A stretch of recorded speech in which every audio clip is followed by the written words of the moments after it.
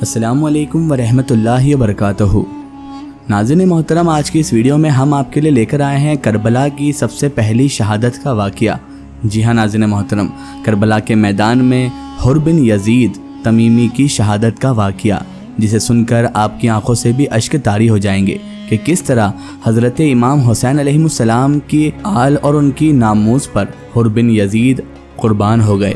حضرت حر علیہ السلام کی شہادت کا ایک ایسا واقعہ جو آپ کے جسم کے رونگٹے بھی کھڑے کر دے گا۔ تو میری آپ سے معتبانہ گزارش ہے کہ اس واقعے کو مکمل طریقے سے سمجھنے کے لیے اس ویڈیو کو اینڈ تک ضرور دیکھیں، اور اگر ابھی تک آپ نے ہمارے چینل کو سبسکرائب نہیں کیا ہے تو اسے بھی سبسکرائب کر دیجئے اور پاس میں دیے گئے بیل آئیکن پر بھی کلک کر دیجئے تاکہ ہمارے ویڈیو کی نوٹیفیکیشن آپ سب تک پہنچتی رہے۔ ناظرین محترم، عاشورہ کا دن تھا۔ گرم تپتی ہوئی ریت پر میدان کربلا میں ایک طرف امام مظلوم امام علی مقام حسین ابن علی علیہ السلام اپنے ساتھیوں کے ساتھ کھڑے تھے، اور دوسری طرف یزیدی لشکر تھا۔ ان کا سردار 1000 سپاہیوں کی کمان سنبھالے امام علی مقام امام حسین علیہ السلام کے سامنے کھڑا تھا۔ اچانک سے اس یزیدی لشکر کا سپہ سالار آہستہ آہستہ امام علی مقام امام حسین علیہ السلام کی طرف بڑھتا ہے اور اپنی رفتار سست کر دیتا ہے۔ یزیدی لشکر میں موجود تمام تر سپاہی اسے دیکھ رہے تھے اور حیرت زدہ بھی ہو رہے تھے کہ ہمارا سپہ سالار آخر دشمن کے خیمے کی طرف کیوں جا رہا ہے۔ وہ سپہ سالار امام حسین علیہ السلام کے قریب جاتا ہے، گھوڑے سے اترتا ہے اور قریب جا کر ہتھیار پھینک دیتا ہے اور اپنے گھٹنے ٹیک کر زمین پر خود کو گرا لیتا ہے، اور روتے روتے امام علی مقام امام حسین علیہ السلام سے وہ معافی مانگتا ہے۔ یزیدی لشکر سے نکل کر امام حسین علیہ السلام کے ساتھ ملنے والا یہ جرأت مند سپہ سالار کون تھا، اور یہ میدان کربلا میں امام حسین علیہ السلام کی طرف کیسے آ گئے؟ آج کا ہمارا موضوع یہی ہے۔ عین جنگ کے موقع پر توبہ کر کے امام علی مقام امام حسین علیہ السلام کے ساتھیوں میں شامل ہونے والے اس شخصیات کا نام حر ابن یزید ریاحی تھا۔ ناظرین محترم، واقعہ کربلا میں حضرت حر کا کردار شاید سب سے منفرد ہے، کیونکہ حضرت حر علیہ السلام حق کی تلاش کرنے والوں، گناہگاروں اور خطا کاروں کا امام ہے، جس نے عین موقع پر توبہ کر لی اور جام شہادت کو نوش فرمایا۔ ناظرین محترم، حضرت حر عرب کے معروف قبیلہ بنی تمیم سے تعلق رکھتے تھے، اور وہ کوفہ کے مشہور ترین جنگی کمانڈروں میں سے ایک بھی تھے۔ بنو امیہ کی فوج میں جناب حر اعلیٰ عہدے پر فائز تھے۔ جب یزید نے عبید اللہ ابن زیاد ملعون کو کوفہ کا گورنر مقرر کیا تو اس ملعون کو یہ خبر ملی کہ امام حسین علیہ السلام اپنے ساتھیوں کے ساتھ کوفے کی جانب بڑھ رہے ہیں تاکہ بنو امیہ کا تختہ پلٹ ہو سکے۔ لہٰذا ابن زیاد ملعون نے حضرت حر کو 1000 افراد کی سپہ سالاری کے ساتھ امام حسین علیہ السلام کو روکنے کے لیے روانہ کر دیا۔ اس کے بعد حسینی قافلے نے 2 محرم الحرام کو میدان کربلا پہنچنے سے پہلے مقام ذی حسم پر پڑاؤ ڈالا، کیونکہ یہاں پر پینے کے لیے پانی موجود تھا۔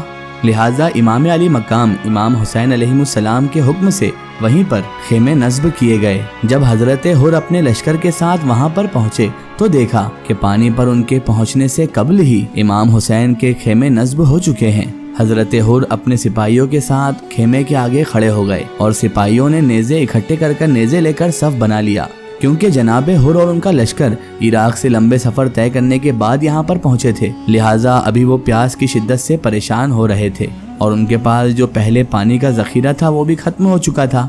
حر اور ان کے لشکر کے اس دشمن رویے کے باوجود بھی امام علی مقام امام حسین علیہ السلام انہیں وہاں سے پانی پینے کی اجازت دے دیتے ہیں۔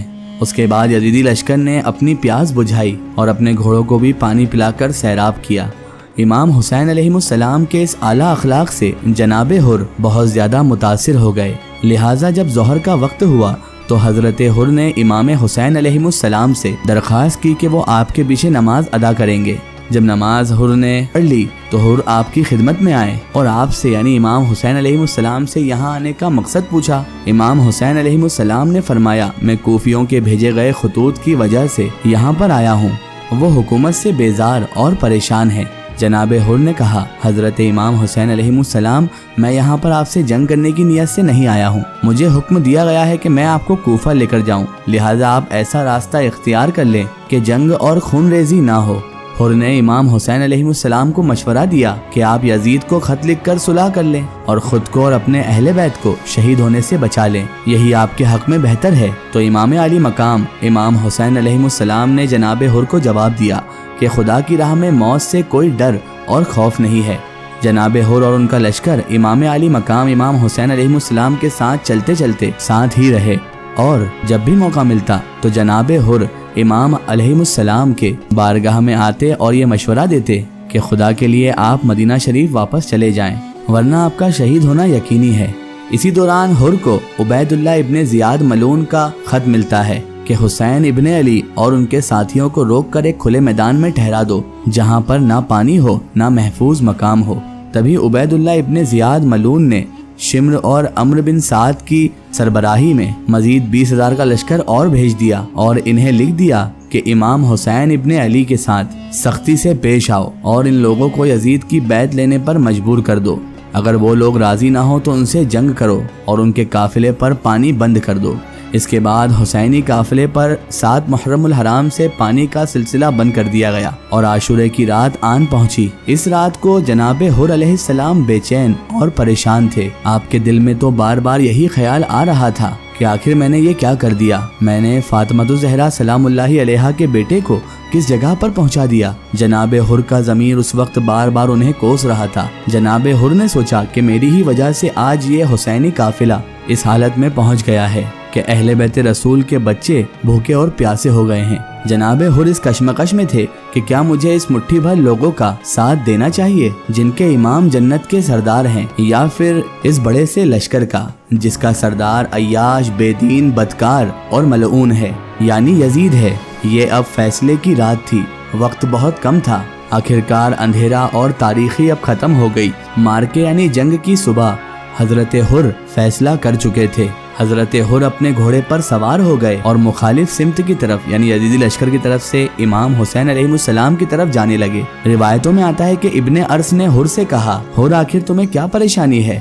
خدا کی قسم میں تمہیں اس فوج کا سب سے بہادر ترین انسان سمجھتا ہوں، لیکن تم ہو کہ پریشانی میں اور بے چین نظر آ رہے ہو۔ تو جناب حر نے اس شخص کو جواب دیا کہ میں خود کو جنت اور دوزخ کے بیچ میں دیکھتا ہوں، مجھے ان دونوں میں سے کسی ایک راستے کا انتخاب کرنا ہے۔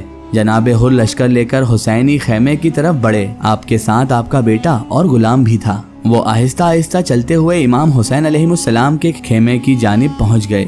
قریب پہنچ کر انہوں نے ہتھیار پھینک دیا اور اپنے گھٹنے ٹیک کر زمین پر خود کو گرا لیا اور زارو قطار روتے ہوئے امام حسین علیہ السلام سے معافی مانگنے لگے۔ جناب حر نے کہا، یا حسین، میں ہی ہوں جس نے آپ کا راستہ روکا۔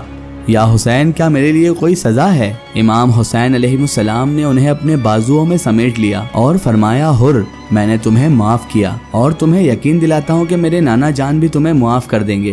حضرت حر کا یہ معاملہ دیکھ کر یزیدی فوج میں اب ہنگامہ برپا ہو گیا تھا کہ جناب حر حسین کے قافلے میں جا ملے ہیں، لہٰذا جناب حر لشکر یزیدی کو چھوڑ کر اہل بیت رسول سے مل گئے ہیں۔ توبہ کرنے کے بعد جناب حر نے امام حسین علیہ السلام سے اجازت مانگی کہ وہ میدان میں اترنا چاہتے ہیں، لہٰذا امام حسین علیہ السلام نے جناب حر کو جنگ کی اجازت عطا فرما دی۔ جناب حر نے بڑی بہادری سے جنگ کی اور ان کا گھوڑا زخمی بھی ہو گیا۔ ان کے کانوں اور پیشانی سے خون جاری تھا، لیکن وہ مسلسل دشمنوں سے لڑتے رہے اور دشمنوں پر حملہ کرتے رہے تھے، یہاں تک انہوں نے 40 یزیدیوں کو جہنم واصل کر دیا۔ آخرکار یزیدی لشکر نے مل کر ایک ساتھ ان پر حملہ کیا اور انہیں شہید کر دیا۔